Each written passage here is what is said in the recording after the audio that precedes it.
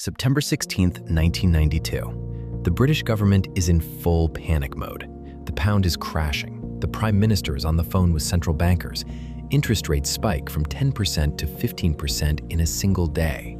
And somewhere in New York, George Soros is about to make $1 billion in 24 hours. This is the story of how one man brought an entire country to its knees and proved that markets can overpower governments. Here's the setup.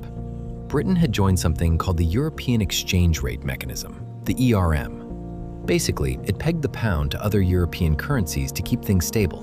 But there was a problem. The British economy was weak, unemployment was rising, inflation was climbing, and the pound was overvalued.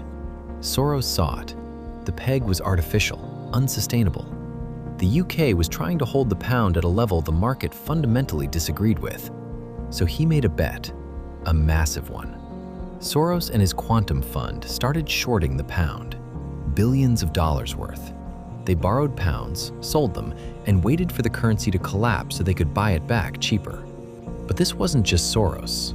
Once word got out, every hedge fund, every trader with a pulse piled on. It became a feeding frenzy. The British government fought back. They spent billions trying to prop up the pound. They raised interest rates twice in one day, from 10% to 12%, then to 15%. They were burning through foreign reserves like crazy. But it didn't matter. The market was bigger than the government, and the market smelled blood. By evening, Britain gave up. They withdrew from the ERM. The pound crashed. And Soros? He made over $1 billion. Some estimates say closer to $2 billion. The day became known as Black Wednesday. It cost the British Treasury billions and humiliated the government.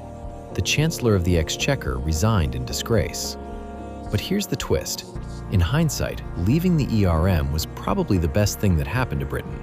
The economy rebounded, growth returned.